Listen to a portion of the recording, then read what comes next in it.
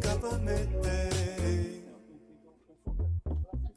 Popolapa, bibi infinipi tupu Popolapa, bibi infinipi tupu Nubu ipi pipi enten kapasibi aspas Ujobo pupus topomu Ujobo pupus topomu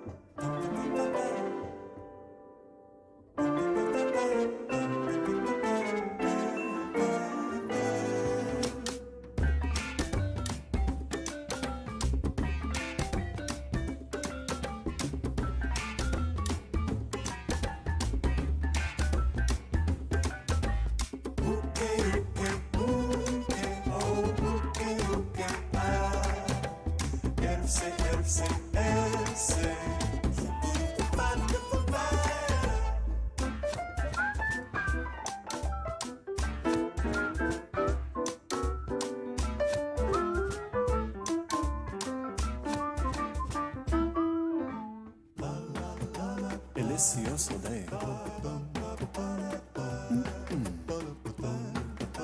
Delicioso day.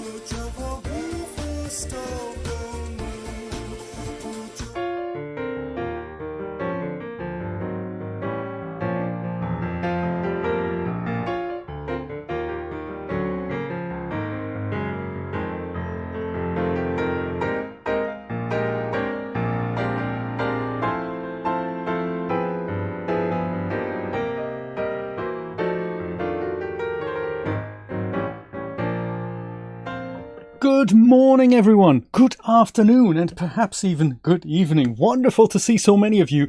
But at 10 o'clock on a Sunday morning, it is wonderful that you can make it. Mr. Jeremy, wonderful to see you. And then there's Mr. Michael, very good to see you. Mr. Yoshi, and of course there's Brett, not Brad, as my autocorrection suggested. So one of those things. Thank you so much, all of you, for dropping by. And anyone else who's not in the chat, also totally fine. Wonderful to see you.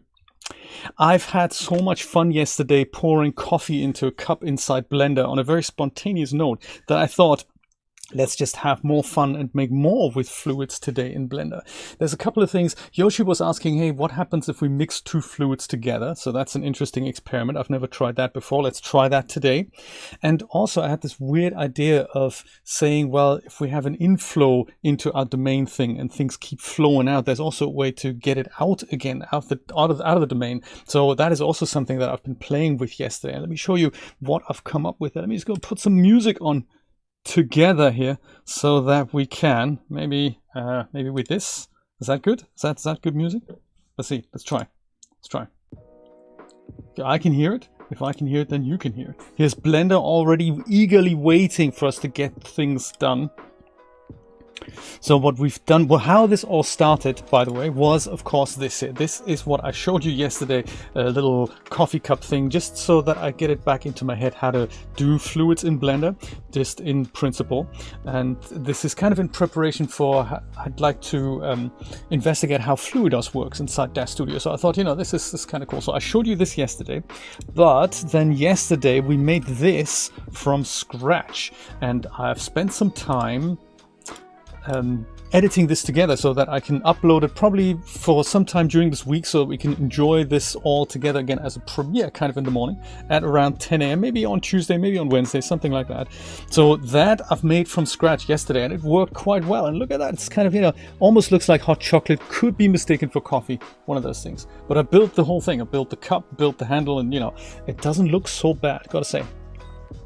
So inspired by that, then I went ahead and played with this thing that takes fluid out of the domain, which I like to call blue goo, like this one here. And it also looks fairly cool. This took a while to render, so we do the same thing. We pour things in, then we leave it there, and then we drain things out of the domain again. And it doesn't look quite right because there's nothing at the bottom that could be mistaken for a plug hole, so you have to kind of, you know, put that in there. Bovril, Jeremy, that could be it, like the Marmite juice, right? That's very good.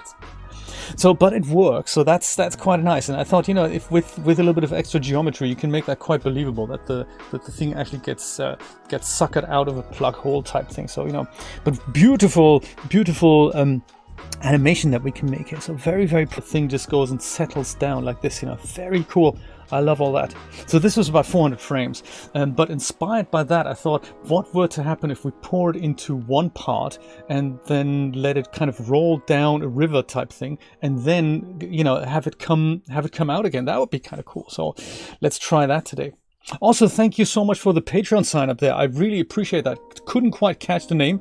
My bot should have posted that into the chat, and it bloody didn't do that. So it's one of those things. Thank you so much for signing up. Really appreciate that.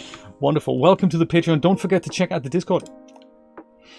So then, inspired by that, I did this little test yesterday, which is called this one here, landscape test, in which, do I have to rebuild this? Oh yes, I have to re-render that. Dang!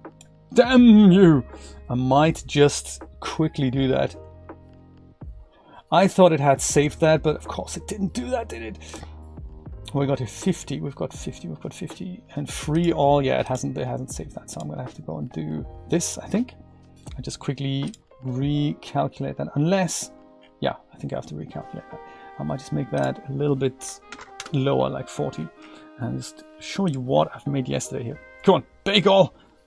We can do this, we can do this. So this is a little mini kind of landscape that I've built and put it on an angle, poured water in on one end and let it suck out at the other so that a river kind of flows out. So I thought we could do something like that because that's kind of nice. Just let Blender calculate this here for a second.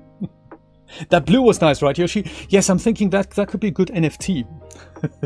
Like, you know, I'll call it blue goo.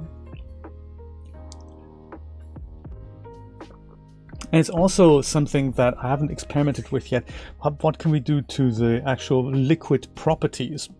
So there's a way to make it more viscous and more you know, more sticking to the edges and stuff. So this is definitely possible, and that is kind of nice.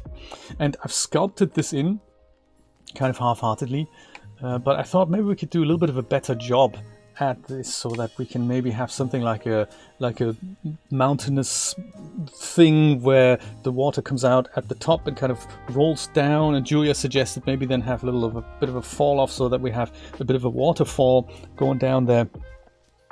So yes, that is something I'd like to try, but in so doing also this, we can try and amend this so that we don't have one inflow, that we basically have two. I mean, there's probably no real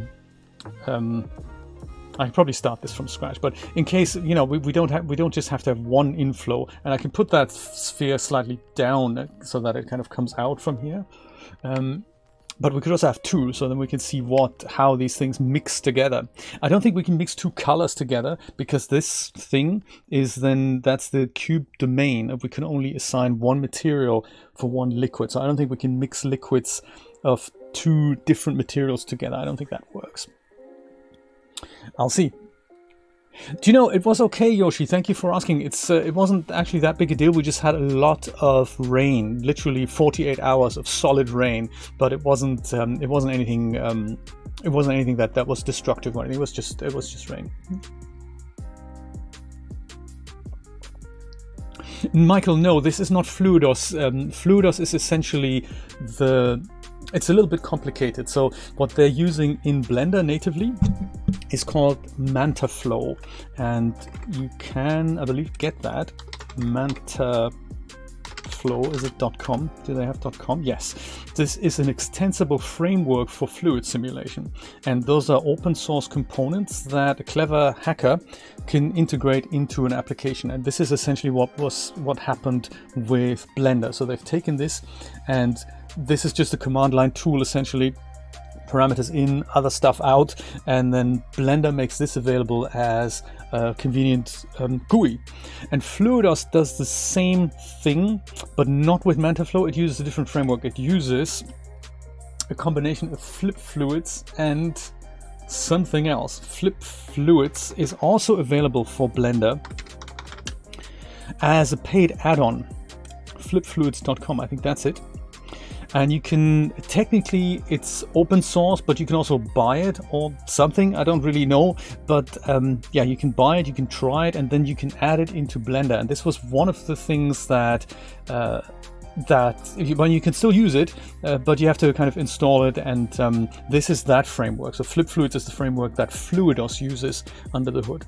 So then Fluidos essentially uses this and makes it available in DAZ Studio. So it's similar to how Mantalow works in regards to it's kind of a command line tool, and then what Alvin did was make that available as a GUI inside of DAZ Studio. And that's what we're paying him for. So we're not actually paying for the fluid stuff as such. We're paying him for having made it available inside DAZ Studio. That's the way to look at it. And this guy here, Ryan, I don't know about this guy, but this guy, Ryan, he wrote these underlying libraries. I don't know if he contributed, probably, don't know, but he's the guy who basically made it all happen. And he made this happen as a standalone C++ framework, and then also as a Blender framework. That's how that works. So Mantalow and Flip Fluids are two different things, but I find Mantalow inside Blender really easy to deal with. And let's see what we can come up with there today. Professor Fassbender from Clouseau movie, yes. That's him.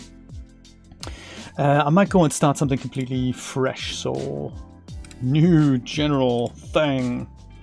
And I might not worry too much about the scale as such. I might just use this as my fluid domain here, like I did yesterday, just so that we don't have to worry about the sizes and all. The moment you make that domain larger, it's all going to be, you know, it's all going to be a little bit more difficult, I say.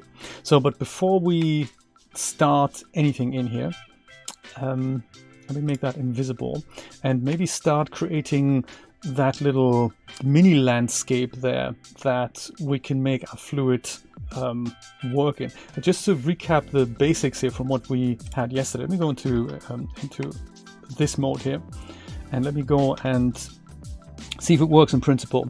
I'll go and create myself an icosphere, make that a bit smaller, like so. GZ1 brings that up, like so.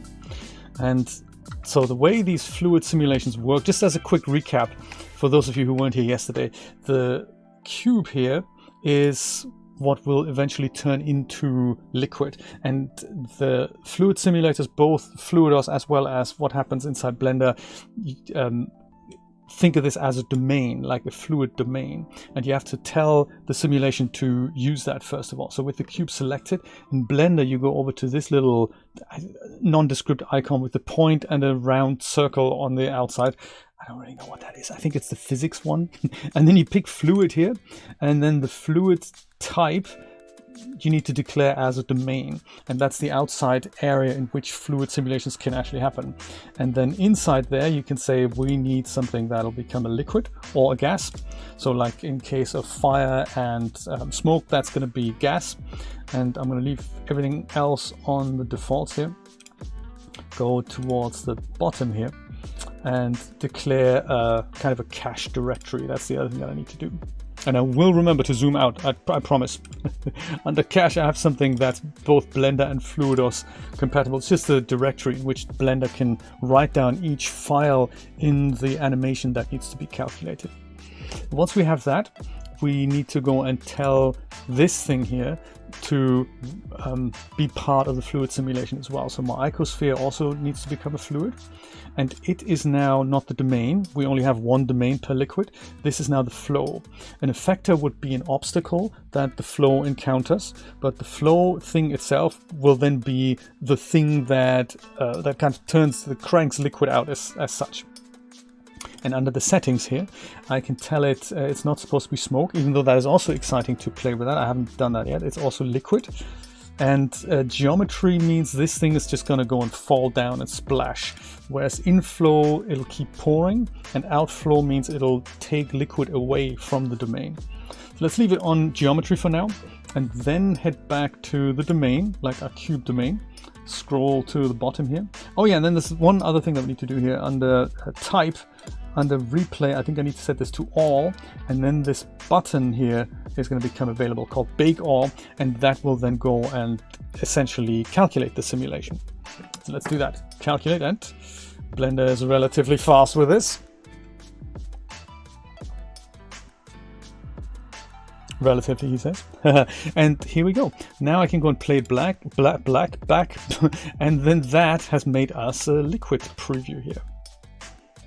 And it'll settle down, and the little balls here, they let us see a preview literally of the simulation. And if I go and make that inflow a little bit larger, whoops, not quite that large, then we have quite a big water mass that keeps splashing down here. I might just go and make this a little bit less. So instead of 250 frames, I might just use 100. I'm gonna go and shorten my animation that way as well, just so that we just, we calculate this a little bit faster here. And big all, come on. So there's more water falling down, and that just splashes inside the domain, like so. And then in the next step, there we go, nice, haha, beautiful. And then in the next step, we can go and turn this into a mesh. So these are just preview particles here. And I think I can go and just make the icosphere invisible. I have to recalculate that. If I go out of wireframe mode, I basically just see a solid block here. But if I go and switch this liquid off, that's the preview. And then under liquid, I need to enable mesh. And when I do that, I can go and free all and then bake all again, and then Blender's going to recalculate the same thing again, but not with preview particles. It's going to do that as a mesh now, and then we can apply material and we can grab single frames out of it if we wanted, and that's all stored as VDB files under the hood. Indeed, yes, Michael, that's a good point. Yeah, so even though the whole overall concept is called liquid simulations, or fluid simulations rather, it is also usable, there we go, it is the same concept that is being used to make smoke and fire. Those, I think in Fluidos in DAZ Studio, I think those are the differences between the Fluidos Lite version and the full version for $120, is that the Lite version can make fluids, but the full version, or the whatever Pro version, or the more expensive one, that can also make smoke and fire. I think that's the difference. This is quite cool. So with that, knowing about this principle, then I'll go and make my icosphere a little bit smaller again, just to show the inflow principle here. I'll do this, and maybe 100 is 100. Okay, let me go back to 250 here, actually. On the cube here, that's just this is the length of the timeline, and this is the length of the simulation that's being calculated here. Let me go and set this up, hit free all, and then on the icosphere object, I'm going to change the flow type, the flow behavior from geometry to inflow, and then I'm going to have Blender calculate this again, because this means now there's not one portion of geometry that goes and falls down. So basically the icosphere is turned into liquid and just splashes down. like a controlled amount of liquid that we have. This one now generates liquid and it just keeps pouring it in to the cube, which is kind of cool. So this is what we did yesterday in order to fill up the coffee cup. And this behavior can also be animated. So I can say from frame 1 to 100 keep pouring, and then on frame 101 no longer pour. And that's basically like as if somebody stops pouring, essentially. Miss Camilla is here. How's it going? Very good to see you. We're missing you. Hey, Miss Meg, how wonderful to see you. It's an exciting day today as we explore experiments with liquid simulations in Blender. I'm just explaining the principle here. This is now the domain being filled up with liquid. And that is kind of how that works. So now my inflow object keeps generating fluid that just gets poured into the domain. And the domain was a cube, and currently there's nothing that that stands in the way of the fluid flowing, essentially. It just keeps flowing and fills up the whole domain. So it's kind of nice to see that the domain are the outside bounds of where the fluid can go. And it also, interestingly, just to understand the concept, it is the liquid now. So what used to be my cube domain is now actually the liquid. So even though I had my icosphere object here, it isn't really the liquid. It is generating the liquid inside the domain. So that's something else to be aware of, to remember. So this is now also the thing onto which I apply material to make it look extremely cool. So let's do that as well. While it goes and pours, while it looks so nice here, I can apply material to the cube and then even see this in Eevee, so like a good preview. Let me go and make that smooth shaded for now. You can increase the resolution of the liquid and it looks seriously spectacular, but also the simulation time will be a lot longer. Let's go and do that here. So quick material. On the materials tab we have one already that's just called material. That's cool. I'm going to use the Blender material library here for that. I'm going to go and pick regular sample materials here, and maybe something that looked cool yesterday was the one fake Tangelo, I think, or car paint. Car paint's probably going to look great. Let me go apply that to car paint. All right, that is beautiful. If we wanted to make Eevee look even better, we add ambient occlusion and screen space reflections to the mix, and then boom. Ooh. That is quite cool, isn't it? Oh my. You just worked and slept this weekend. My goodness, Camilla, that's very cool.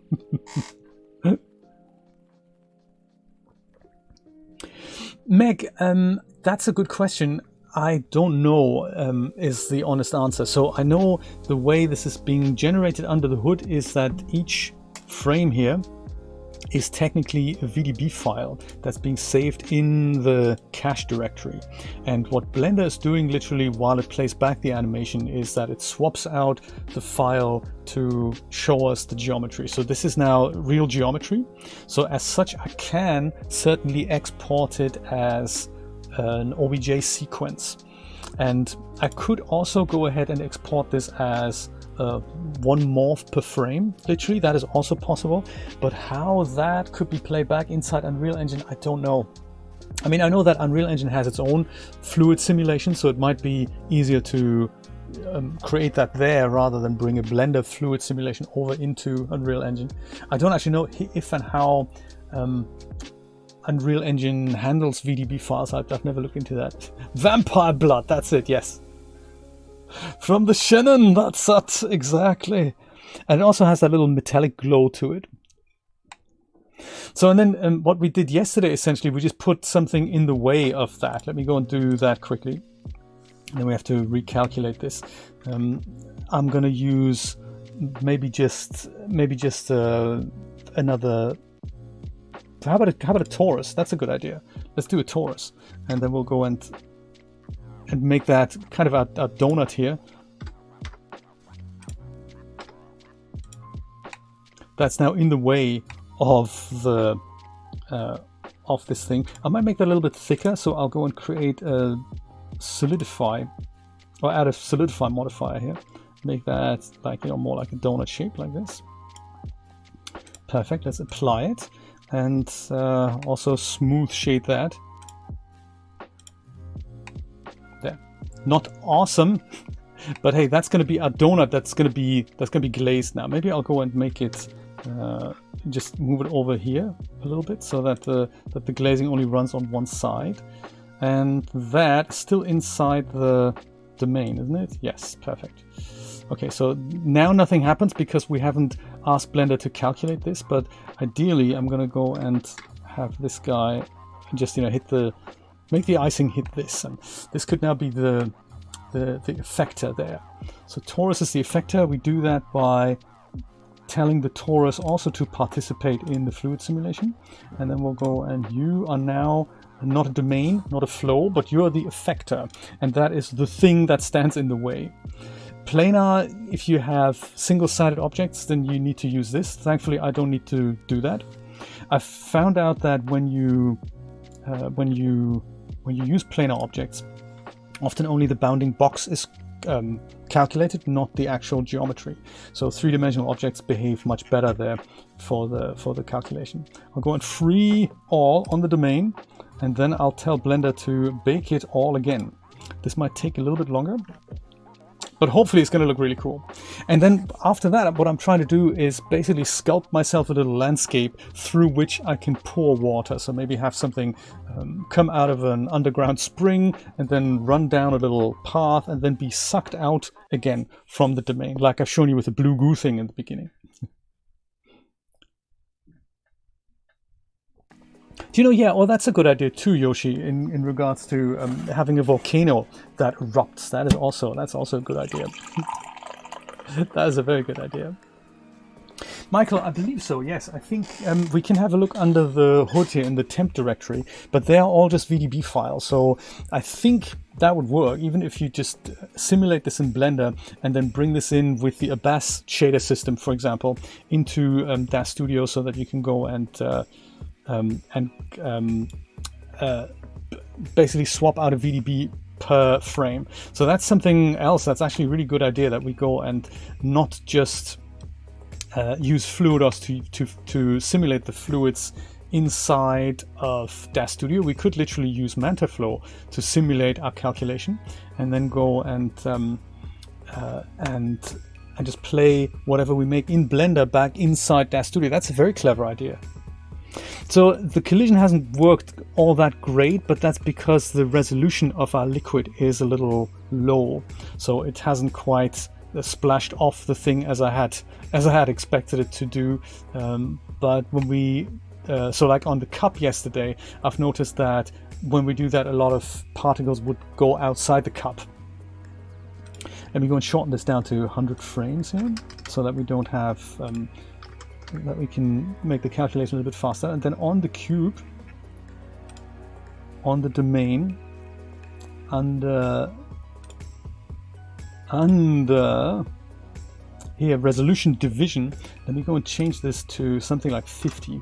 So the larger we make this, the more resolution there is inside the domain to resolve the voxels, and as such the simulation takes longer, but also the water effect is going to be much better. So I'm hoping that now it's going to really collide with the donut better and go on the outsides and all that. It takes a little bit longer to calculate, but yeah, let's see what's happening. The donut is soaking it all up. Yes, exactly. Hey, Mr. Neville, how's it going? Good evening, sir. Thank you for dropping by. I'm just getting into the swing of things here before I start sculpting a landscape with maybe even with my graphics tablet. I'll see if it works. But I can see something really cool. You could basically make a donut machine in which, you know, donuts go and roll through, a bit like the real life Krispy Kreme donut machine, and then liquid comes and basically glazes the donuts. And if we set the viscosity correctly, then the icing would stick on top of the donuts. Like, be kind of cool. And then maybe in the next step we could put some sprinkles on this. It's kind of cool what you could make there. Donut machine. Okay, let's see how that goes now. It still doesn't look great. I mean, I can see it's reacting with the donut, and there's some runoff there. but it doesn't look great. I mean, there's one thing that we could do is to just make this donut a little smaller, just so that we can see. I have applied this, haven't I? I have applied this. Subdivision surface modifier might also work. So I mean, it is working technically. It's just not looking all that great. So I think if I wanted to see that on top of the donut, I may have to make it a bit smaller.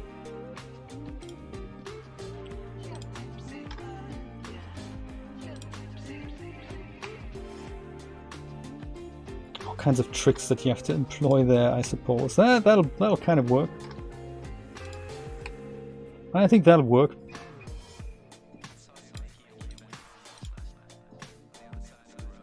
That's kind of more what I had expected. I suppose that has to do with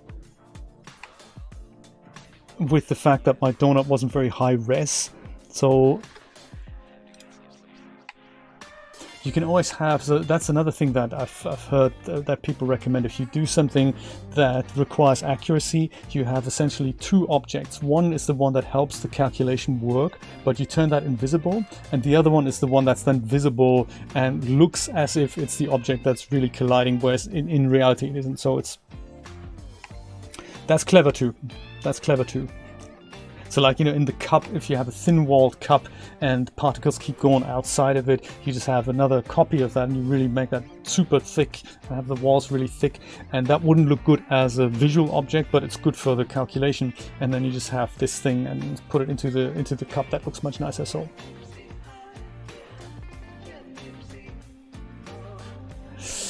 there we go. So, but that's this. Let's see if we can make that little landscape animation thing that I've talked about earlier, and that requires some fiddling with the with my. I don't think I'll save that. Should I save this? Or maybe I'll save this. Maybe I'll save this. Maybe I'll save this. I'll call this lava donut here. I might make the scene file available to my supporters. If you're interested, you can have this and then dissect it and just play around with this if you like. Let me go and start a brand new project here. And inside this, I'm going to go and build a little grid. So I'll leave the default cube in place and I'll say GZ1 to bring it on the level here. And I might go and make that invisible, while I go and create myself a grid now. And in the bottom here, I can say how detailed I want my grid to be. 10 by 10 might be nice. I might make it a little bit more detailed. Maybe 20 by 20. 2 meters is fine. That's that. So Shift Z in wireframe will show us. That's not really the change I've made, is it? Let's try that again. I thought that was 10 by 10, wasn't it? I'm thinking of 20 by 20. Isn't that what we're supposed to be doing here? Is it, or is it maybe 50 by 50? Even better. Yeah, 50 by 50 might be even better. Let's do that. 50 by 50 is good, I'm hoping. And this lets me do a little bit of sculpting here. I mean, I'm no good at sculpting at all, but I'm thinking sculpting is probably the tool of choice in order to have something like an underground well come up from here, raise the edges as mountains a little bit, and then go and have something like a river flowing down. Ideally, at the end, I'll have this on an angle like so, so that the water can kind of subtly roll down here. It doesn't have to be very high detail, but that's kind of the plan here. Lift that up a little. Apply everything. See how well I can do on the sculpting front. Play the fiddle.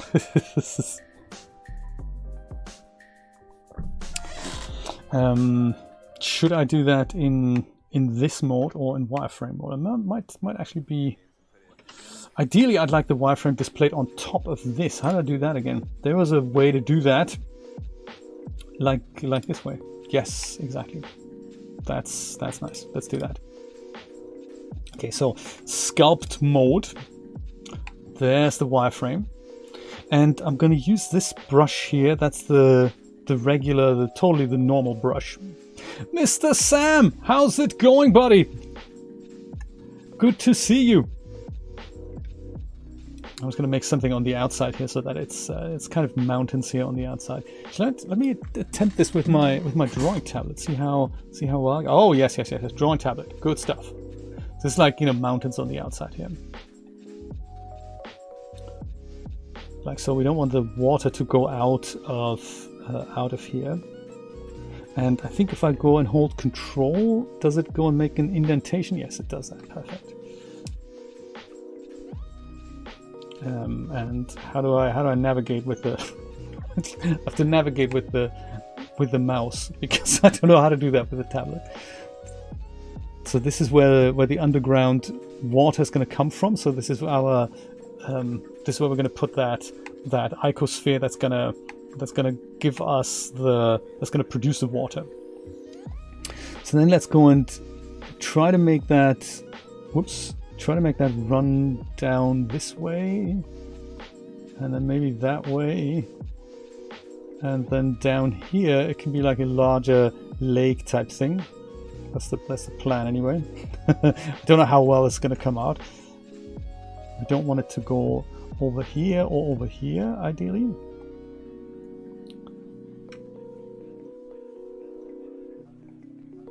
I also don't quite know if it's going to actually take this S route here, but we'll find out. And then here we're going to make a little edge here. That's the idea anyway. If that's going to work, hey, we'll work it out as we go along, hey. Mr. Nate, how's it going, buddy? Did you see that link to my coffee flask I showed you yesterday? I have a new coffee flask. I showed that yesterday to Nate. Nate and I are both heavily into coffee. And I thought I needed something new so that whenever I pour myself a cup of coffee, it's not quite as loud as it used to be. So I bought myself this little thing from a good company called Mira.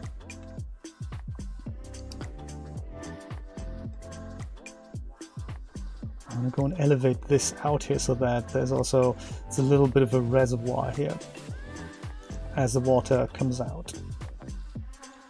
And just elevate the thing on the side here. I mean, you know, you can probably tell I'm not a landscape artist. I'm not an artist at all. Dang! That's painful. I think we need this kind of lip here so that the water is being held in place down here. So if I ruin it, I can also go and smooth it with Shift. As you hold down Shift, you smooth these things out. And also, notice this is a two-dimensional object now, so I'm going to go and put basically like a box on the bottom so that it becomes a three-dimensional one.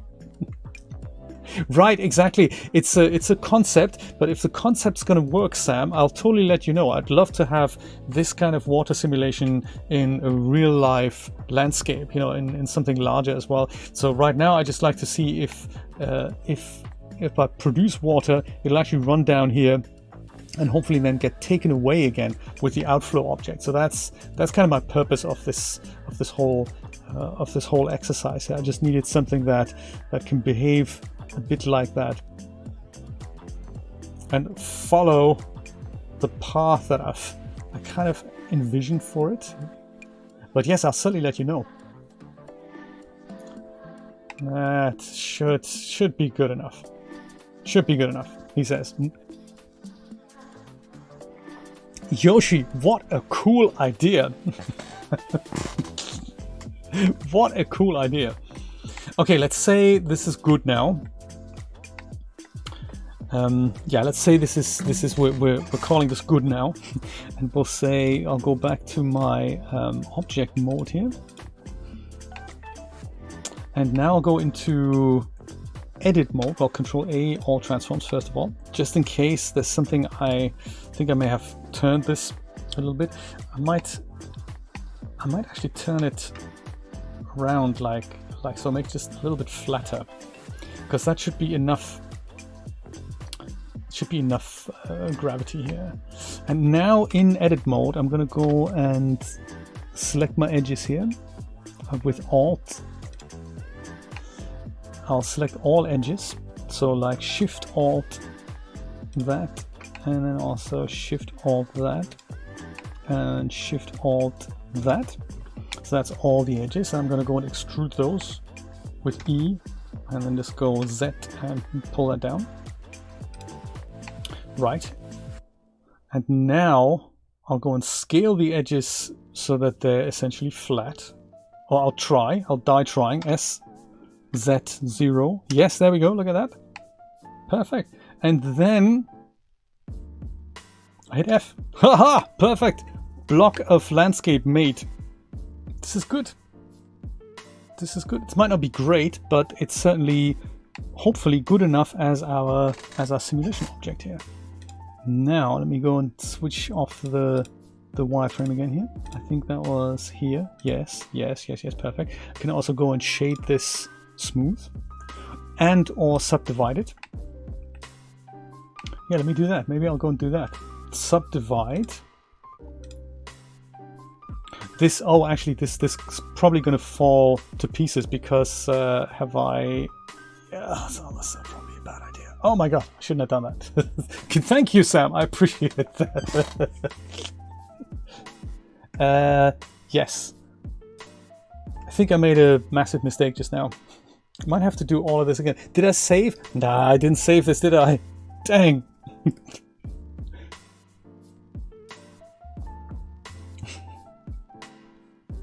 Massage chair for £5 grand. Have a look while you're there, Yoshi. Do they have PlayStations back in stock?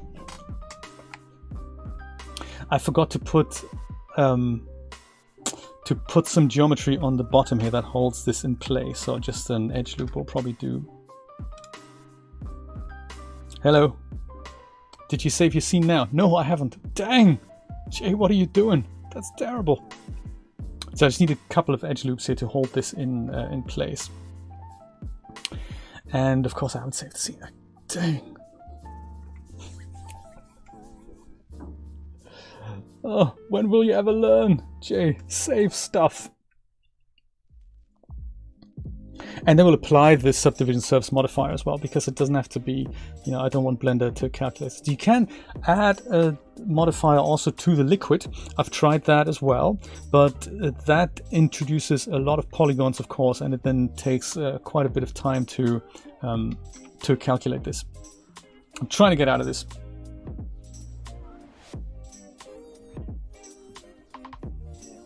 Spinning wheel icon.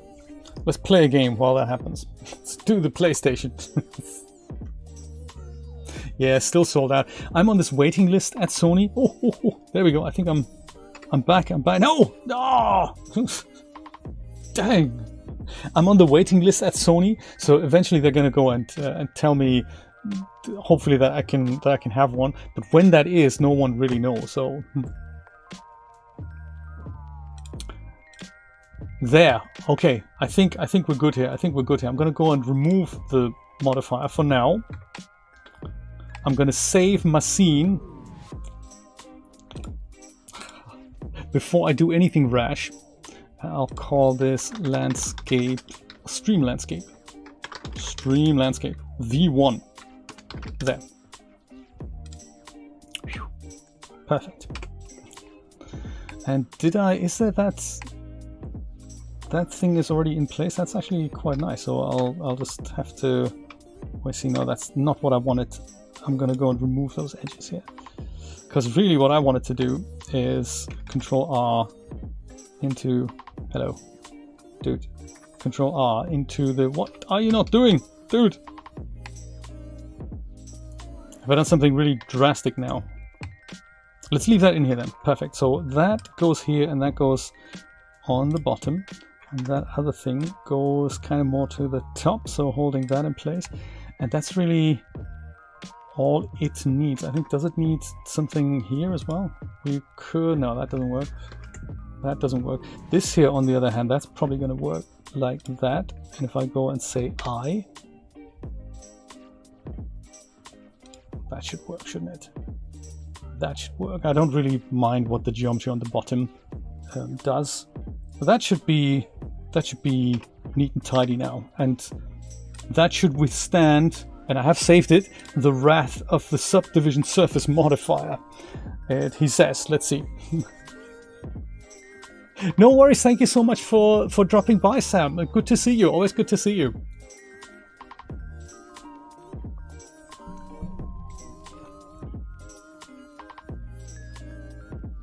Come on.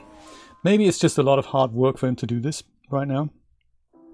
And once he has it, I'll go and apply it, and then we can go and do the liquid thing. See, there we go, perfect. That doesn't look all too shabby. Yeah, it falls down a little bit on the bottom, but I don't really mind about that. It's a solid object. That's all I need, and it's got, you know, it's got. Wonder actually if that does us a favor if it's so high res. If I do apply it, maybe I shouldn't apply it, and then just let Blender deal with lesser calculations. That is also one of those things. Does my little indent gradually downslope, or is it random like real life? It gradually downslopes, so I've basically used flat grid and then just turned it on the side just so that it has that little bit of a... I might actually leave the modifier out of the equation. We'll just live with this. Yeah, let's do this. Let's do this. Okay, so I'm gonna go and grab myself an icosphere, make that smaller, and put that kind of here. Well, he says.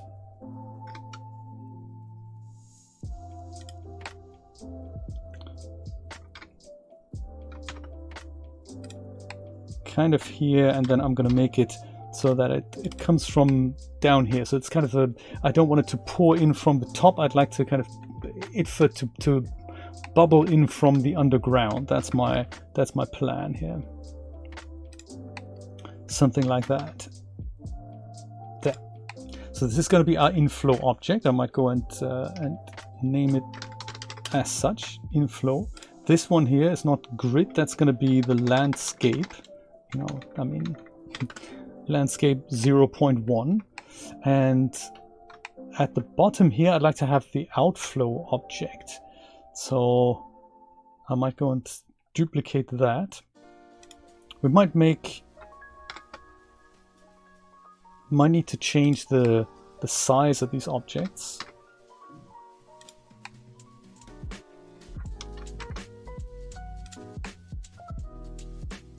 And that also, I might have to make that indentation a little bit larger here so that it goes and the water just kind of goes down into that hole and then it's being removed, but we'll worry about that once the principle is working. So like that, that's where I'm expecting the water to be, and that's my outflow object. So then what we don't currently have is the cube. I mean, we do have it, but it's not exactly in the middle there. I might go and just move that, make it a little bit larger, and then go and make that, just put the landscape completely inside it. So this is now my domain, and let's set this up. So for this, I'm gonna for that I'm gonna go down here. I'm gonna say you be the fluid domain, you be liquid, and we're gonna leave 32 in place for now. And we're gonna use the preview particles, and I'm gonna use my Blender cache directory here. This is actually wiped out every time you calculate a new simulation. So if you had multiple fluid simulations, you're well advised to keep this somewhere close to where you save the Blender file so that you can save it with your project or archive it with your project. Otherwise, Blender will just go and wipe it out. And 250 we can probably reduce to 100 for now, just to see if the principle works, and then we can increase it later again. Leave the particles in place. Now I'll go and use the inflow object. Well, make it transparent. Use the inflow object and make that a fluid. And you're going to be the flow. And you're going to be you're also going to be liquid. And you're going to be, not geometry, you're going to be inflow. That's cool. Same with the outflow object. So on that, you're also going to be fluid. And you're going to be also a flow object, but you're also going to be liquid. And you're now going to be the outflow. So that means one generates liquid, puts it in the domain, and the other one takes it out of the domain. And that should be that, shouldn't it? What could possibly go wrong? Well, the number of frames, for example. That might not be enough liquid that we're generating here, but let's see what happens. Oh yeah, then down here under type, I need to change this from type to all, and then hit bake all. And that's only 100 frames. And save. Yes, good point. Good point. Let's go save. Save. So we have a little bit of liquid being generated here, and it because our landscape isn't the effector. What was I thinking? We also need a lot more water for this to be useful. Okay, let's fix those two things. Number one, my inflow object needs to be larger.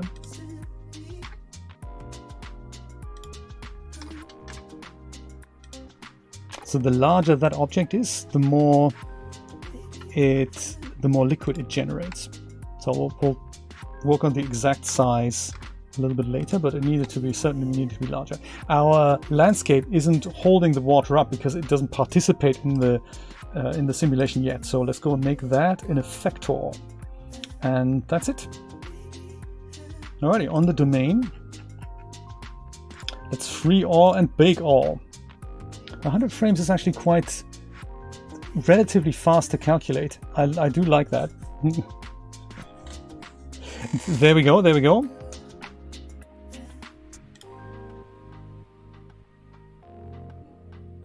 It's not enough water.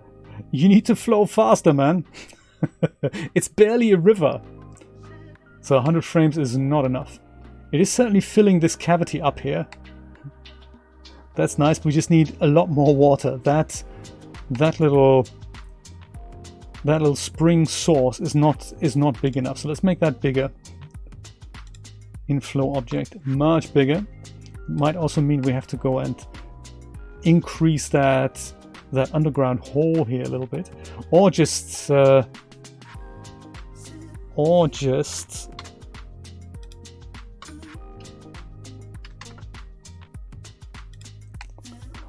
calculate a lot more frames.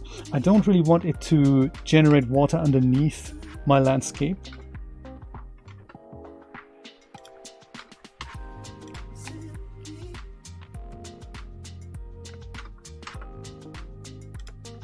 Let's leave it like this for now. And also crank it up to 250 frames then, just to see if that principle is solid here. Since it calculates rather fast, it's going to be good. Maestro, more water, please. Yes. We need a river, man. A river. 1,000 frame river. Okay, that's not bad. Yes. Almost. It is working. It's like a kraken, this, isn't it? And I suppose our outflow object is now so small that it can't cope with the amount of water that's coming in. I mean, the principle is going into the right direction here. That is a lot of fun. It's alive! It's a kraken that's alive! Okay, so it looks like maybe the flow object here, the inflow object, is now too large. And also it's interesting, I may have to go and build a little larger edge over here so that the water doesn't just spill over there, that it takes the path of the river. That's what I really wanted to do. Okay, let's try with less water. Less is more.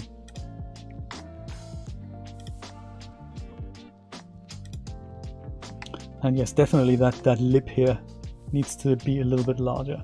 Maybe also that underground cavity doesn't need to be quite as big. Free all, big all.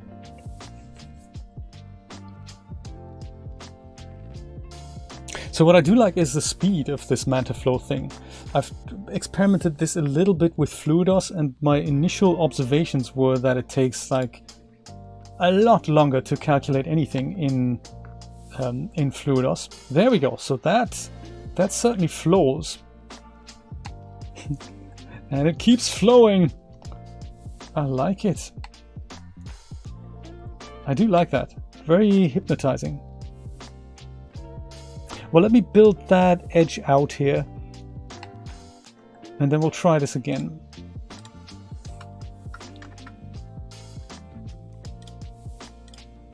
That is quite nice, I have to say. I can also do this with the vertex tools if I don't want to do sculpting again, even though sculpting is probably the easiest way to get this done. With vertex tools, I could just select these edges and move them up a little. Yeah, but let's go back to sculpting. Not bad, right? Not bad at all. So this whole edge here, that needs to be mountain.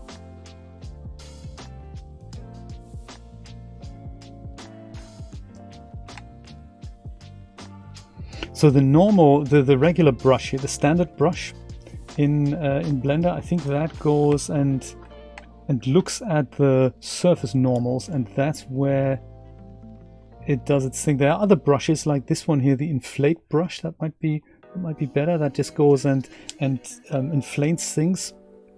I'm more used to how ZBrush works. I'm not really all that comfortable / familiar with the Blender tools. But you know, since Blender is so very free, I thought it's a good idea to get accustomed with them at one point. I think maybe my smooth brush is set to something a little bit strong.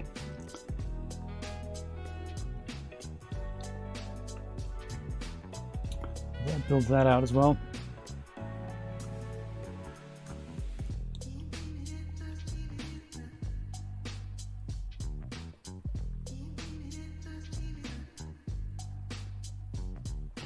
That's what I'm talking about. Mountain, ridge.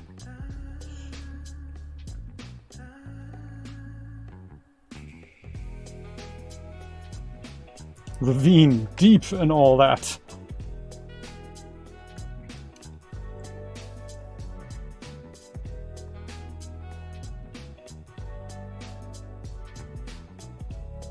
There. Let's say this is good now. Oh yeah, also the other thing I wanted to have a look at was maybe this underground cavern thing here. That's a little too large, so I'll go and smooth that out to make it a bit smaller again. That without masking is going to be somewhat of an issue.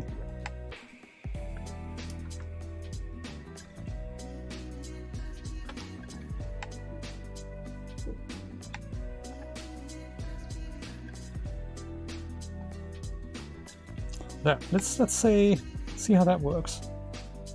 See how that works.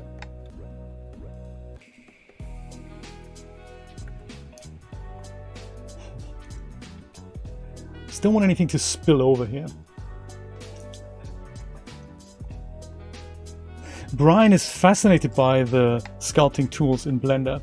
I'm still skeptical about them, not so much in Blender, but just because I'm really bad at drawing things. So doing anything with that has these types of elements it's just very difficult for me to comprehend, you know. Maybe I'll put this slightly further down, maybe.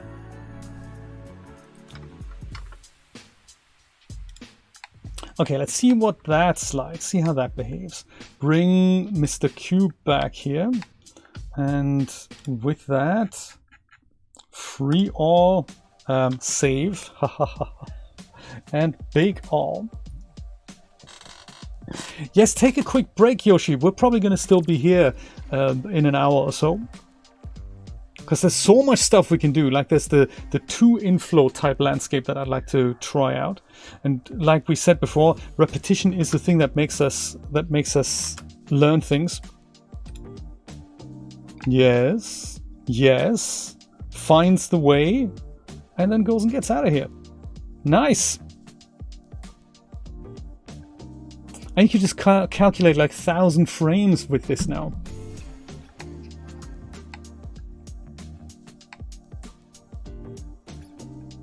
I don't even mind some water spilling over here over the edge. That might also be avoided by the time we come to calculate like the smaller particles.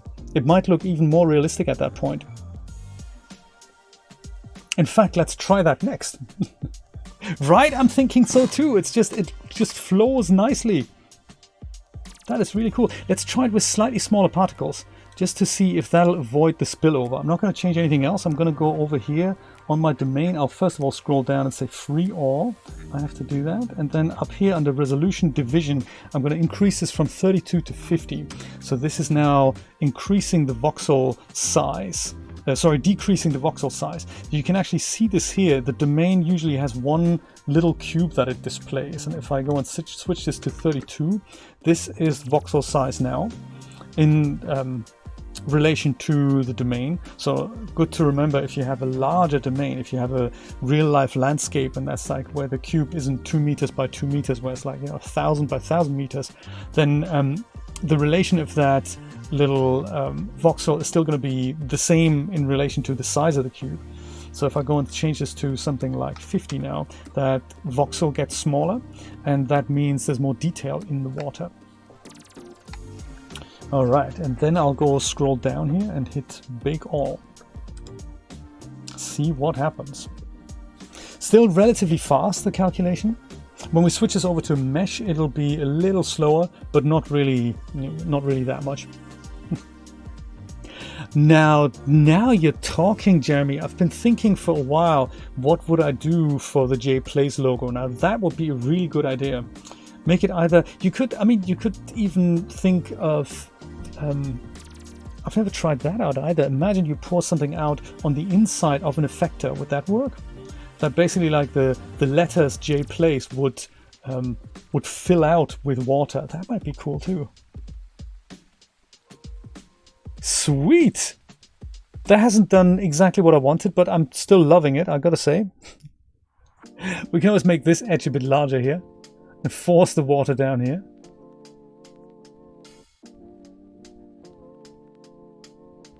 I'm kind of interested to see what happens if we do this as a mesh now instead of the blue balls. Let's try it with a mesh and then apply material and see how that fares. Because this edge here is probably very easy to just make higher so that we don't have that spill over here. Even though I don't mind it, I gotta say, that's actually quite cool. Fun with liquids, roving rivers and all. Okay, let's do that. So I'll go and switch off liquid here. But under liquid, I go and switch on mesh. I don't really know why this has to happen, but that's just the way Blender rolls. Hit big. It takes a little bit longer, but this is now going to render it as an actual mesh object. And the liquid, this tick box there, liquid, those are the preview particles. So that's how that works. Do you know, Meg, great idea. Imagine I build a morph for that little edge that has that spillover, and I make it large, and that'll be my shape group, and then I go and animate that, my morph target, and then I'll go and animate that down during the animation. That also works. So that would mean that in the beginning, the water hits the wall and it just goes and passes, but as it keeps hitting that over time, it just goes down, and then the water goes and finds itself another way. Do you know, I think in machine learning, this is actually what these types of frameworks are used for, that they predict erosion over time. So we do this because it looks visually pretty, but scientists use this to predict erosion patterns and test things like, over time. So that's what these things are used for in science, which is kind of cool. Never really thought about this, but yeah, that's what fluid frameworks are used for. That plus machine learning, huh? Okay, now that I've switched that to mesh, I can go into the regular mode again here. And just so that we can see the particles a bit better, I might go and switch on. Haha, nice. It's a mesh. I might go and do the viewport color so that instead of white on white, we have something, you know, something a little bit nicer. I always forget where that is. I think on the domain, I think I use this here, materials, and it has to have a material that we can play with later. Down here, viewport display, I'm going to go and switch this to something like blue, or something like, you know, a blue ocean strategy here. That's that. Then the landscape itself, I'm going to have to create a material for that, and then just go and make that something like, you know, something like, maybe it's the green roving hills. Actually, let's do that. There, green roving hills. Perfect. Now we have it with color, and also we can turn the water smooth shaded.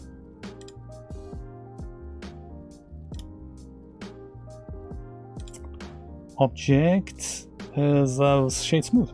Ding. Oh, even better. And we can make the inflow and outflow objects invisible as well, so that works too. That is not a bad little simulation. And the erosion uncovers the logo. Oh, ooh, Neville, my goodness.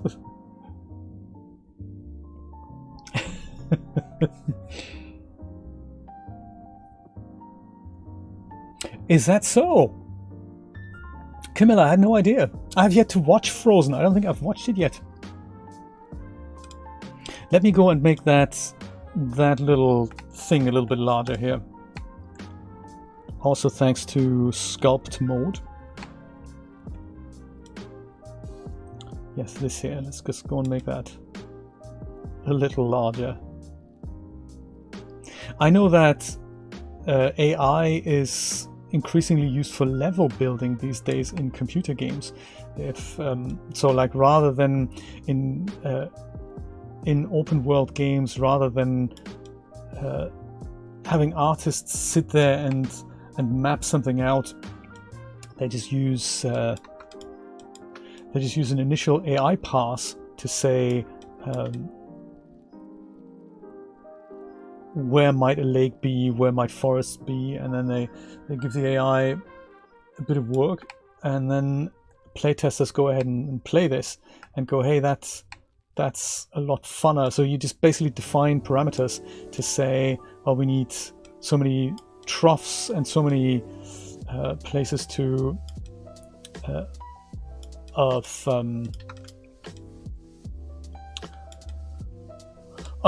part of the level where the player is going to have encounter enemies from all sides, and we need to have this much cover and this and the other. And oops, I was going to make it a little bit smoother here, and that totally didn't work. This is now also the limit of the resolution of what I have here. So some of these things I don't think I grabbed. We're going to have another go at that.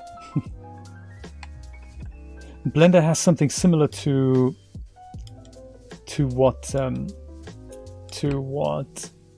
ZBrush has, in that multi-resolution modifier could help me out. So I'm inflating the geometry here more than is actually good. So that's why these peaks are happening here. And to get rid of that, skilled modelers would now, yeah, so the geometry is basically toast here. So skilled modelers would use would increase the resolution in this area more than in this area, because I don't need that much resolution here. So remeshing will help, and ZBrush has a really cool tool that lets us do that. I think that's also something similar is available in Blender, but again, I'm not entirely... Man, why? I'm not entirely sure how that works. I think it's the multi-resolution modifier. Oop. I'm just going to select a few of these and just bring them up here, or scale them. Oh, I can do that as well. Oh, That's the magic of the proportional editing. I didn't mean to go all that much into it. I think maybe remeshing is probably gonna do me the world of good here. Also not quite the scope of what I wanted to achieve here. It's fine. It's fine. I'm okay with it. I'll go and make these invisible here, the inflow and the outflow, because we don't need to see the objects. They just need to participate. I might also make them invisible in the render. All right, that is my domain. Let's go and render that again, or calculate this again.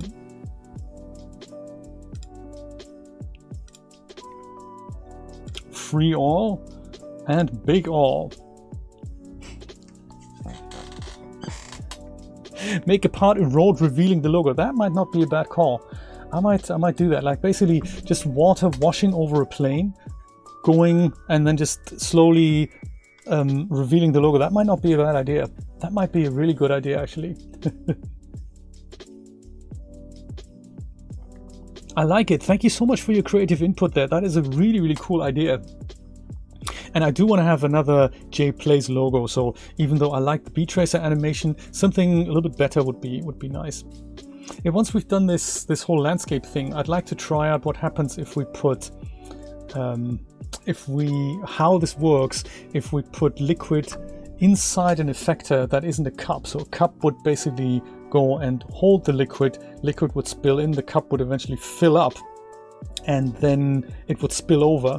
But what happens if the cup's closed and you generate liquid on the inside and keep flowing, and then maybe have that as a glass shape and then have that fill up? That might look nice.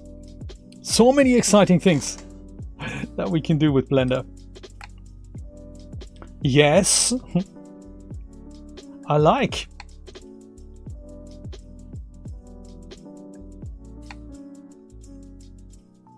That is just so cute, isn't it?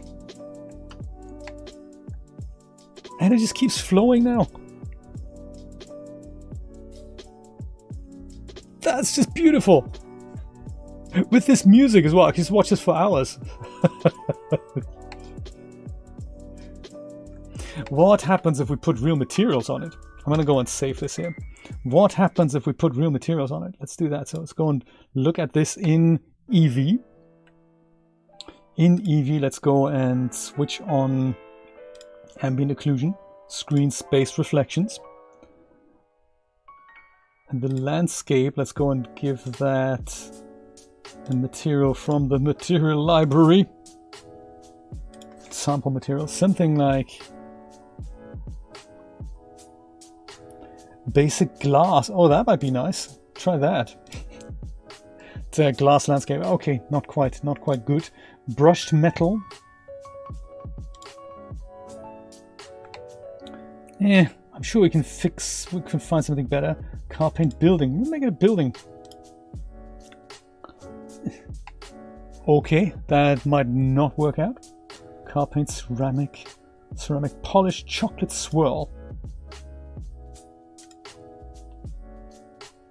Okay, chocolate mountain. So far, not so bad. And then the liquid on the inside. I like that it has bump maps. I'm sure we can get rid of that. The liquid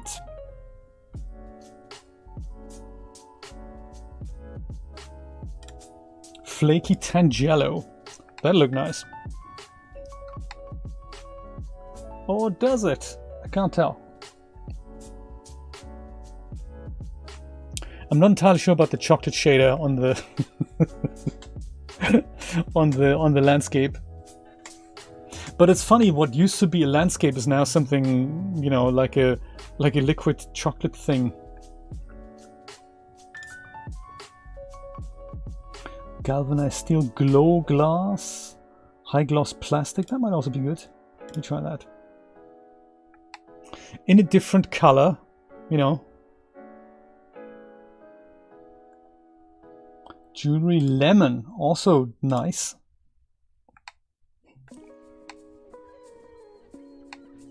Can you imagine that could be a logo? And you just make tiles like that, and whatever you need to write out, that could be cool. Or you just stencil letters out and have them be filled in. If the letters are connected, you could have them filled in with something like that. And if you zoom out, that might be good to reveal something. So many things you can do. Also means you don't have to worry too much about the resolution.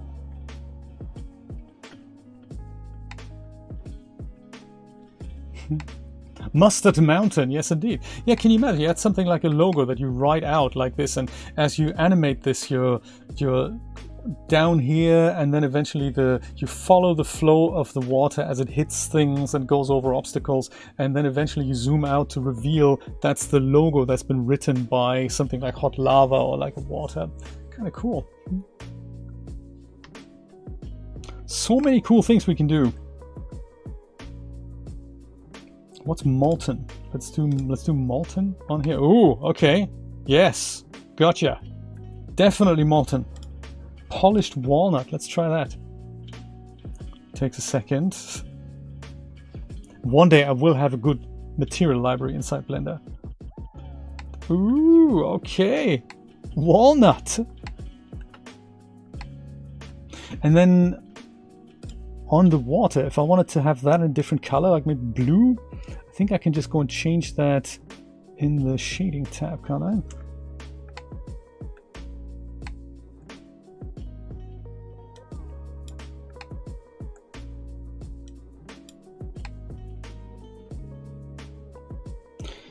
These are the reflections. Oh, there's also the IOR. What happens if we go and put this down to like 0.5? Yeah, there we go. Like coffee, I think, has 1.3 or something.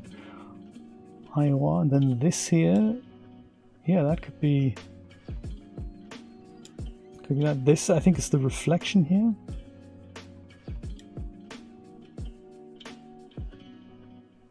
And this is that secondary color. Hey, not bad, I have to say.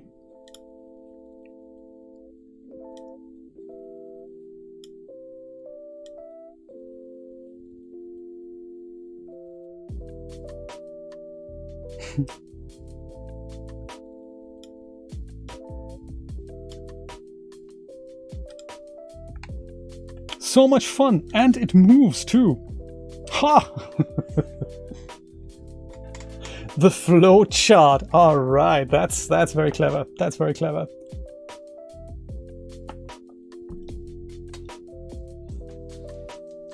Hey, very nice. I think I'd like to try this all again with 2 inflow objects that go and fill out a Y type thing in something like a landscape like this. Let's try that, because it didn't take all that long. I suppose I can do it in maybe 20 minutes if I really put my mind to it. And then I'd like to quickly see what happens if we fill an effector object up with water and turn the effector object into something like glass, and then see see what that's like fill up a letter or something. That'd be interesting to see. Cool.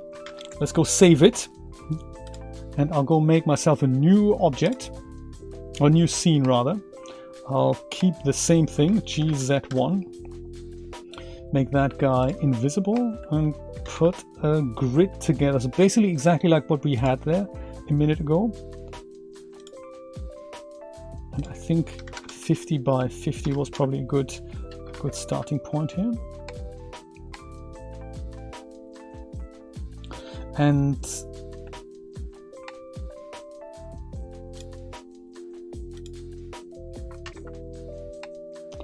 here I'd like to just, it doesn't have to have that much of an angle, but I'd like to have like a source coming from here and here,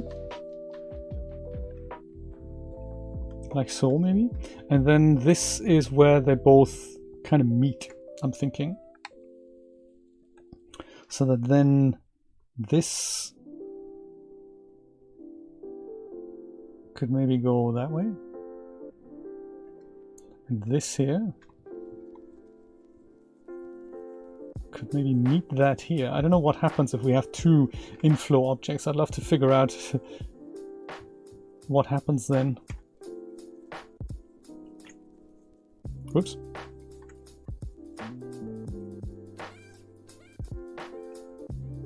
There's probably an easier way to build mountains like this. It's definitely a thing that goes up here.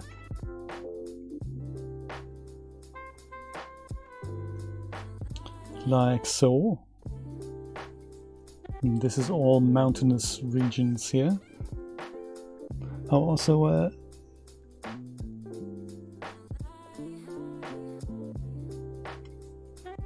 no, actually that helped, didn't it? I think it helped to have it flat shaded. I think it also helped me see the wireframe on here, at least in Sculpt Mode. Yeah, like that.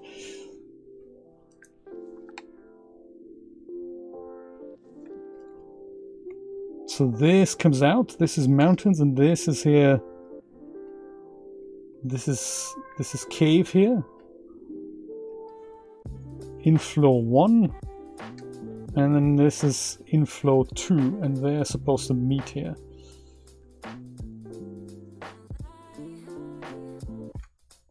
Oop.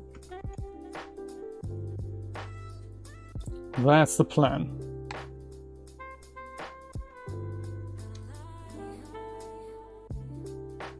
Oops.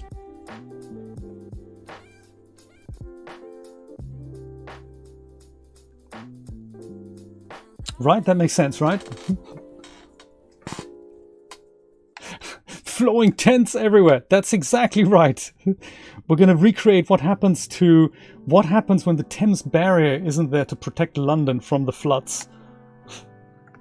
Twice a day. That's the plan. Wireframe. Okay. Okay, let's see how this goes. If I go and turn this into an object again here, with edit mode and with the edges here. So Alt, Shift Alt select that, Shift Alt select that, and that. EZ extrude to kind of here. Oh, I totally forgot now to put it on an angle. That's quite okay. So RX like that. Shouldn't have to be all that much. That should be enough to ask the water to go down, I'm thinking. Alt that, and then go SZ0 to make that like that. And then we go F. And then we go I. And just go inset that a little bit. Probably also, oops. Yeah, just leave it like that. That's nice. We could put edge loops in here if ever we needed it. Okay, let's see. Inflow object number 1.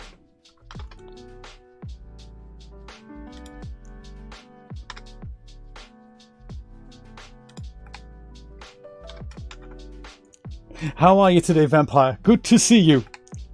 Yes, we're doing a bit of Blender experimentation today with fluids. So that's inflow 1. Shift D. Move it over here. Was that good? I shouldn't have done that. Shift D. GX. That goes over here. GZ. I do like working with the shortcut keys, but you can also go and just use a regular manipulator here. That also works. I'm kind of okay with the shortcut keys. I'm so used to them by now. It's like eyeballs, isn't it? Eyeballs in sockets. So this is inflow 2, and then we have one more.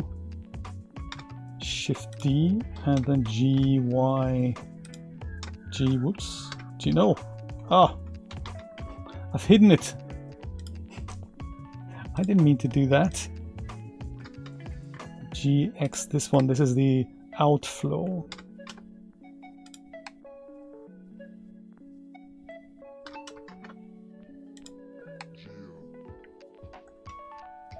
Okay, outflow. And right, that's all we need right now, isn't it? Let's go bring our cube back. Oh yeah, landscape wants to probably be smooth shaded now that we've done all the hard work here. And let's put two liquids, have them meet up over here. Let's see what that's like. So my cube here. Cube needs to become a fluid domain, like so. It needs to become a liquid. 32 is fine. And we'll leave everything in wireframe mode so that we can follow the blue particles. That's that. One other thing down here at the bottom, my cache directory. I'll use my regular predictable one. Then I'll go and choose the grid. Oh, actually, yes, the grid needs to be, that all needs to be inside the domain. Totally forgot about this. So move that guy kind of down and maybe make it a little larger. There, like this. And ideally, we'd move it all up above the ground plane, but I don't think it matters. It's just a visual kind of eye candy if we were to make that happen. So let's go and move all of these guys up to here.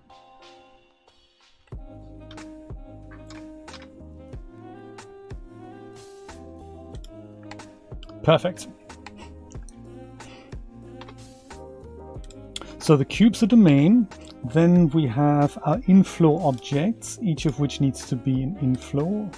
So flow, and settings needs to be also liquid, and it'll be inflow. Same with the second inflow object, so it's also fluid, and it's flow, and it's liquid, and it's inflow. Likewise, outflow object is also fluid, flow, liquid, outflow object. That's that. And then we have our grid. Grid is also going to be a fluid, but it's in this case an effector. That's that, isn't it? Not planar. What can possibly go wrong? Sacred Sage, how's it going? You're just in time for our exciting second landscape fluid experiment, where we have two objects generating fluid. They both hopefully should somehow meet in the middle, and then this guy sucks it all out. That's the plan, that's the plan. Let's see if we can make it happen. Can we? Oh yeah, this here, replay type, that needs to be set to all. We've got our cache directory set up, and big all. All right, look at it go. And the MRU studios are here. How is it going, buddy? Good to see you. Blender is just so much fun. When you have, once you get your teeth into it, you think, my God, is there anything this thing can't do? Ah, interesting, interesting. So it does work where the two fluids meet. That is sweet. I can see that we may have to increase this edge here a little bit. And I might also go and increase the flow of this guy.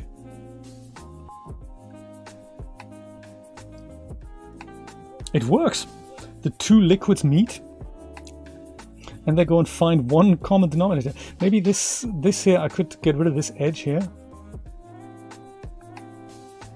Yeah, build this a tiny bit higher.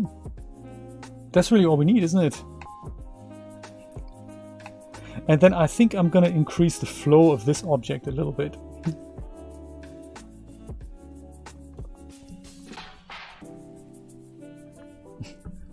Do you know, there's only so many hours in the day, isn't there?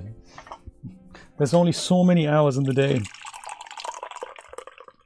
And especially if you're working with other stuff and you need this for one particular thing, you think, that's just quite the learning curve. So as long as it's fun to experiment with, you know, that's what I like to follow. Follow the passion.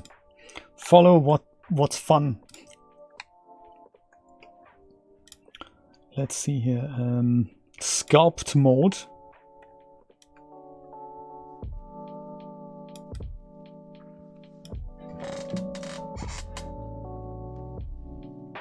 So there's a bit bigger here. A little more. What did we say should be less? This thing here, maybe. Even though perhaps that's quite a nice thing of having them bounce here.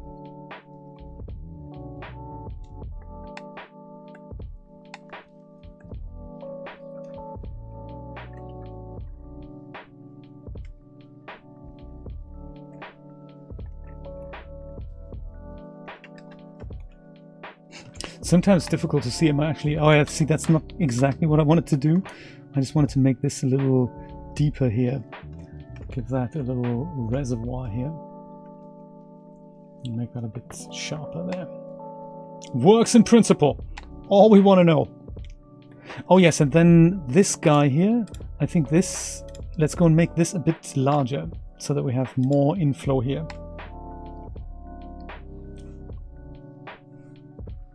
Let's see what happens. So he intersects with the effector object a little bit. I don't know what happens if the water's not going to drip down here partially, but we'll figure it out. We'll figure it out. Cube, free all, and bake all.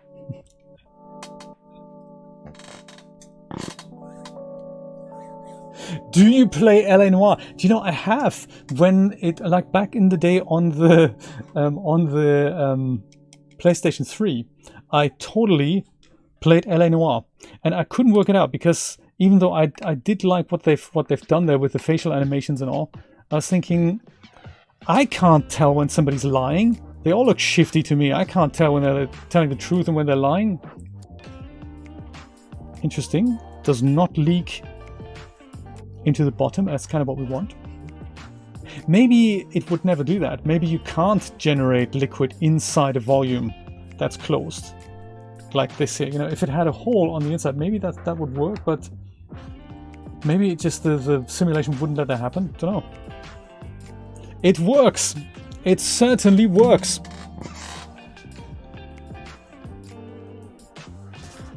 So that is nice. Let's do this with the mesh calculation quickly, and increase resolution a tad. Right, let's do that. So 50. And liquid switch off, mesh switch on, and bake all. Boom.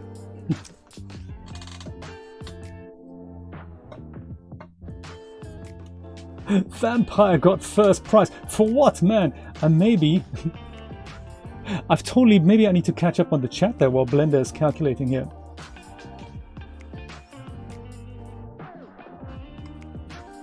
Very good, actually. You're so great. Sacred Sage, congrats. Is there anything else you want to ask me?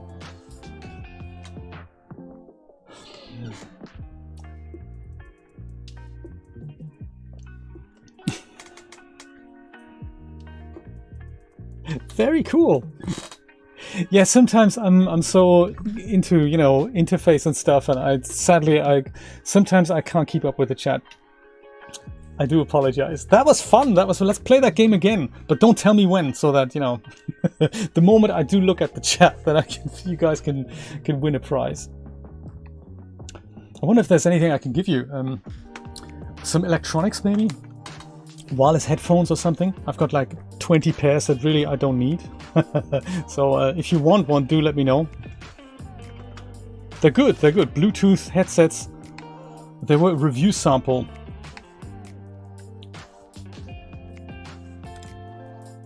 Hey, so this works. This works. I'm well chuffed. Oh, that could also be game. if you want a game, I think I have a large catalog of redeemable Steam codes for games that I already have, or I'm kind of not really into playing. I might just post a list of that, and then that's a good giveaway that you guys can pick something. If there is a prize to give away, like one of those things, you could say, hey, I want that game. You get in touch with me and you get the Steam redemption code. That would be good. That would be good.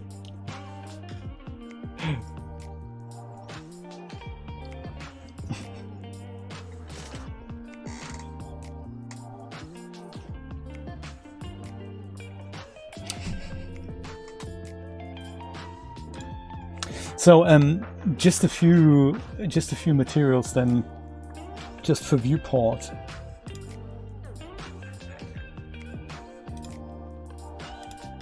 Just for viewport niceness. That's certainly going to be blue, like water here, like that. And this here, that could be, I don't know. Maybe like that's nice. Yeah, I don't know. Maybe something more like this. How's that? And then we don't need the outflow object or the inflow object. We don't need to see that. There, landscape with water in it. Oh yeah, also domain itself. That could be shade smooth there. J Sculpt, new series. And we can watch it for like ever. That is nice. I do actually like the idea of either having the logo erode, like you said, out of the water, but also just having JPlace written in sand or something like this, and then it just goes and fills in. That might be nice with, you know, with proper materials. That'd be kind of cool. The Deviant is here. How you doing, buddy? Yes, time to start the party. Hey, that is good, isn't it? Let's do one final test today. See what happens. Can I fill up an object, and what happens when it's full to the brink? I'm interested in figuring that out. So first, we'll save this here. Stream Landscape V2. How's that? That's a good name for that. With a dual inflow. And let's just try this whole thing again. New document, GZ1, to bring this up. That's going to be a fluid domain. And inside of here, we'll make a fillable object. How would we even do that? How would we even do that? Like a letter. Let's try an actual letter. Yeah, let's do that. Let's try a letter. So make a text object, and we'll just use a single letter for this, just to see what works best here. So one text object coming right up, excellent. RX90 to make that stand up right, and then in it we're gonna go and maybe use the letter O. That's nice. The letter O. Also, maybe not exactly in this font. I'm a big believer of having fonts that are cool. I'm using the O because it'll be, once it's real geometry, it has basically an inside shape. And is that going to work though? I'm not sure if that's going to work. Because once this is an effector, it would have to be like a... Yeah, that's not going to work, is it? If that's a... We'll figure it out. We'll work it out. We'll try it out.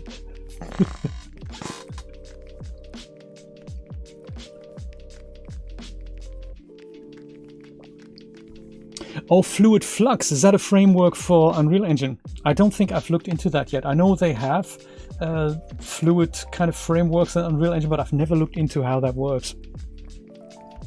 So I'm just having second thoughts about the way this works. If I were to go, let's not use a text object. Let's use a cube and make that smaller, like so. I think the problem with that is that if I make this object an effector object, it will probably allow water or liquids on the outside, but not necessarily on the inside. you know what I mean? In order for that to happen, I may have to use the Solidify modifier on this. But I don't know how Blender thinks about this. So if I make this solid like this, then it would have an inside and an outside. So this might work. I might have to use the Solidify modifier. The moment I apply that and I go into edit mode, is it true that when I select this face here and I were to... Yes, it then has two faces. Gotcha. So this is what it had. This is the type of effector object that we need, I think. Well, let's try that then. Let's just use this as our effector object, and then this cube is going to be our domain object. And then I'll see if I can fill this object up with water that's not supposed to leak outside into this domain. Does that make sense? Or to be more precise, if we do this with something more interesting like a cone object.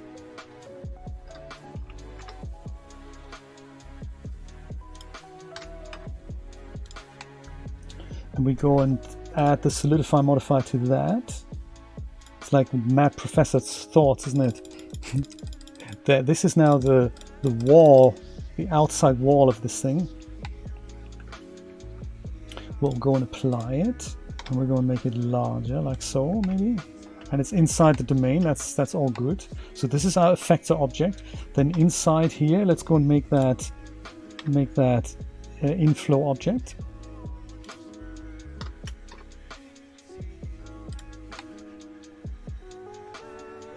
So just to be on that, we're on the same page here. This is the inflow. This is our effector, and this is our domain here. This. Right. So then, not modifier, but this thing here, fluid, will say domain. Check. Domain is going to be liquid. We're learning by repetition, you know.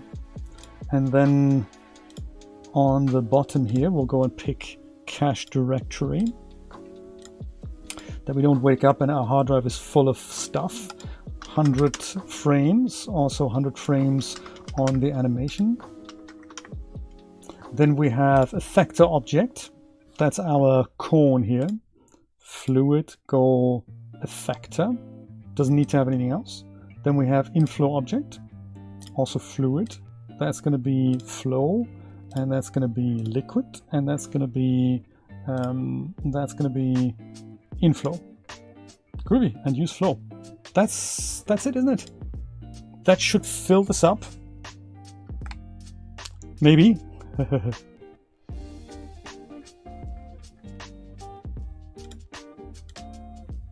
Type all big. I have deviant. Yes, I have. I have used FluidOS. So far, I can tell that it... you see, it doesn't work. Interesting. I wonder if this is because this is now on the inside of another object. Interesting. I've had this before. It could also be the resolution of the object. I have a feeling it might be because the effector object is in the way.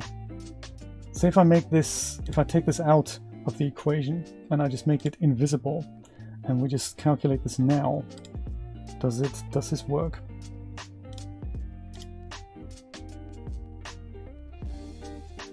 Does it?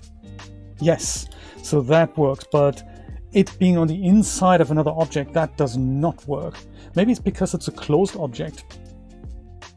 Interesting, isn't it? So this works, but not when it's on the inside of something. Maybe that object needs to be open then. We take our effector object and say RZ180, oops, RX180 even.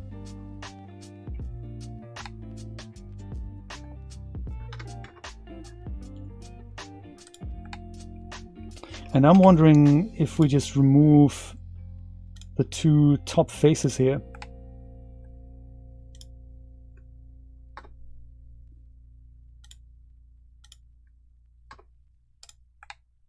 So that it's essentially a hollow object. Or like a, an open cone. I wonder if this is going to work. And the moment we close that, the simulation may have a problem with that. Okay, let's try. It's what experimentation is all about, isn't it?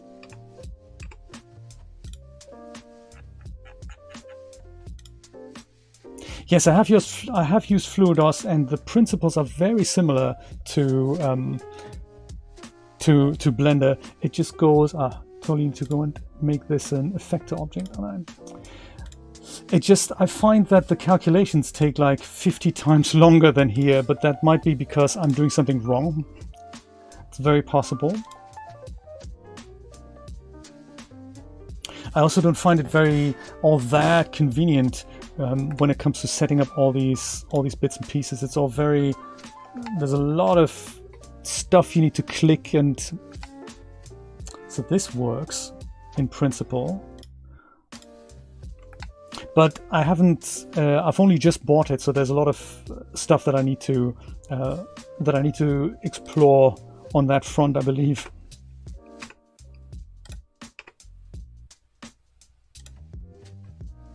So what happens if I go and close it again? Like, do that, do F, and maybe just with one face. Let's try that. The moment it's closed, bake. Let's see what happens. Yes, I should break something, shouldn't I, Nate? Good idea. So that works. One face, he didn't mind about that. How about the other one? Interesting. How about if I go and do this now? Fill that as well. Double closed. What happens now? Because that would indicate it should have worked from the very beginning.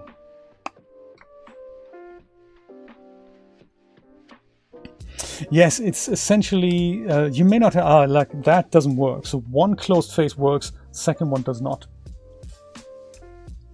Yeah, so Fluidos, I think I've explained that in the beginning when you weren't quite here, Camilla. So the way these fluid simulations work is they both rely on kind of a C++ framework under the hood. So Blender doesn't really do fluid simulations. They rely on a framework that they put into Blender, an open source framework called Mantalow. And this is it here. And Mantalow is available for anyone who wants to download it. It's an open source framework, and they've used that inside Blender and made it usable essentially. And Fluidos is using Flip Fluids. So Flip Fluids is based on a framework that is also available for Blender, but you have to pay for it. But technically the framework is free. So if you know how to do anything in C++, you can use this for your own bits and pieces. And this is what Alvin did. Alvin took this and wrote a GUI for it so that we can use it inside Dash Studio. So if you want to pit this against one another, you can also get the Flip Fluids for Blender if you want to do that. But natively inside Blender, the one that I've been using is technically called Mantalow. But this one, Flip Fluids, is the one that is being used by Fluidos inside Dash Studio. That's how they do it. That's how they do it. So when we say fluid simulations in Blender, technically we should be saying Mantalow in Blender, because you could also use Flip Fluids inside Blender. Very interesting stuff. So if I go and X that face away again, we only have a single side that closes us now. That should do the tricks. Could it be the outside if I do that? Like, X that, and then go and close the top face just to satisfy my curiosity. Will this work?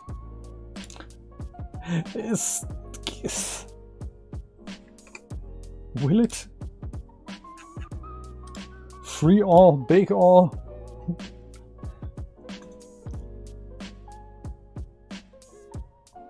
Oh, it's based on Niagara. Oh, so sorry, there's two different things. Fluid flux and Niagara. Can Niagara also do liquids? See, that doesn't work. Interesting. I'm just beginning to figure out how this thing works. So we can close that face, but not the top face. Gotcha. Does that make any sense? Not to me, but it's fine. I'm okay. I don't need to know why. I just need to know how to use it. That's really all I care about. But that also means I can't easily fill up a letter from the inside. That's good to know.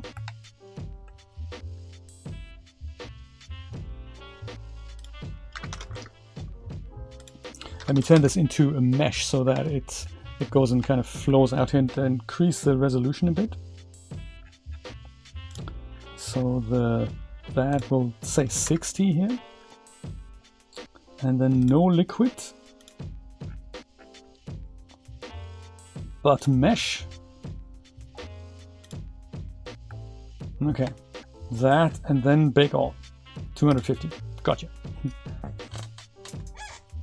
Niagara does them all, and Fluid Flux does water really well. That is good to know.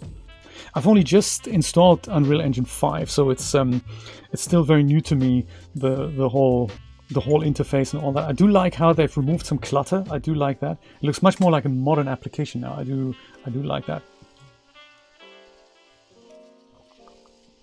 Hey, this was very successful. I really like what we've done here with fluids, and I can see so many ideas. I think my current favorite is that I have a grid on which I imprint something like JPlays, and that goes and fills itself out and it just gets kind of swooped away with a wave or something.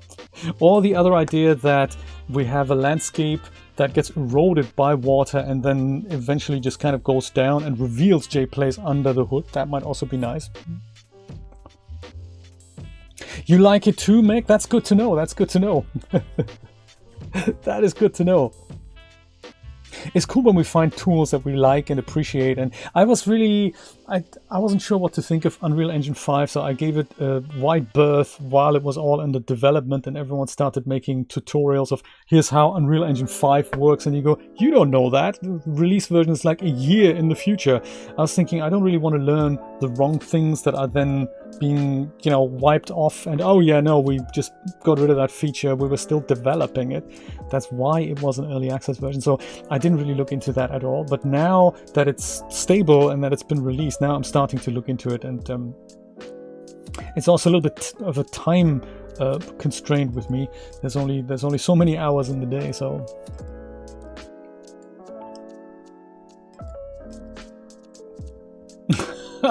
Wolfenstein was still installing. Don't install it. It's actually a free game that I might give a miss.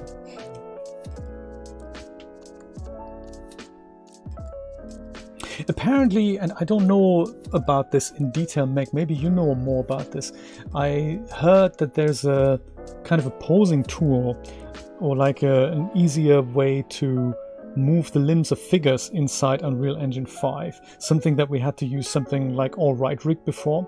And apparently there's now something like that is now integrated into Unreal Engine 5. Have you played with that? Have you seen that?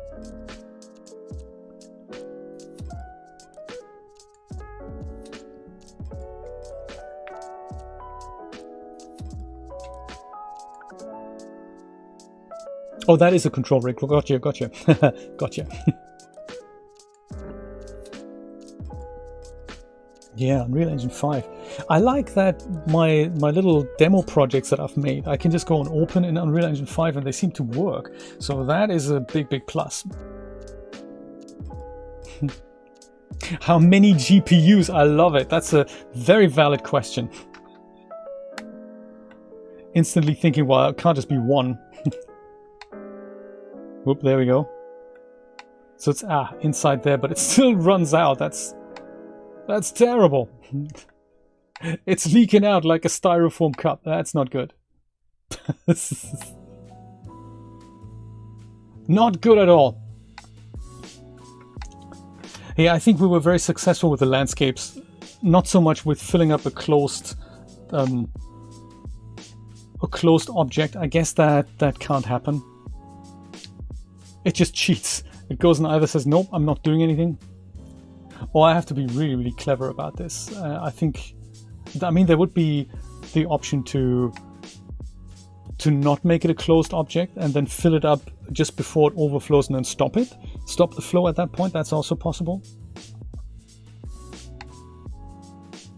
But yeah, I don't know.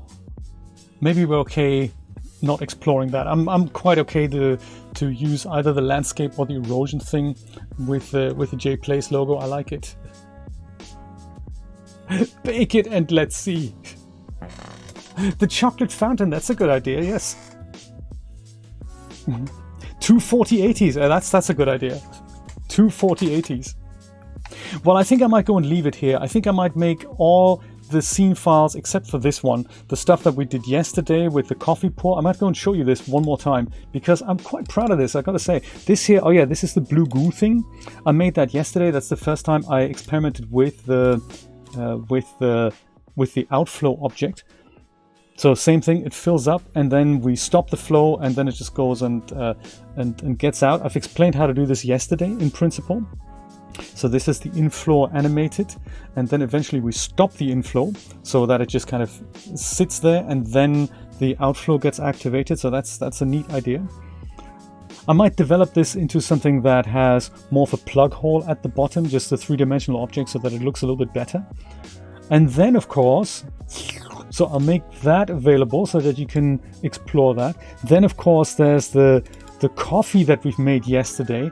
I'm going to release that as that was kind of a mix between a regular game stream and building this whole little project from scratch, including the cup and the handle and stuff. I'm going to make that available as a scene file as well, and also as a premiere that we can watch together. I'm thinking Tuesday, Wednesday, something like that. It's just an hour process with bits and pieces cut out so that it's more of a cohesive tutorial thing.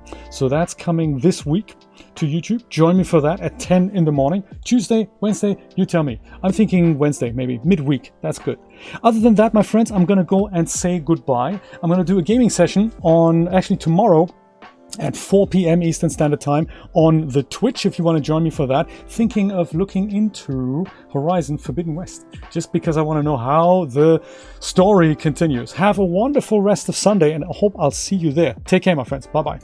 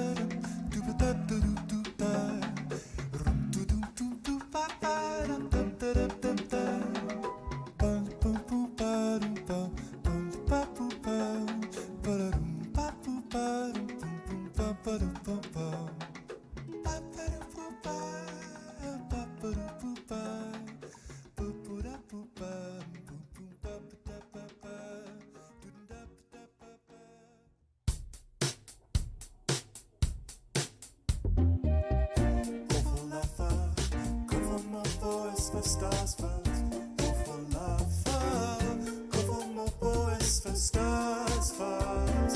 Tiffy government fair, Tiffy government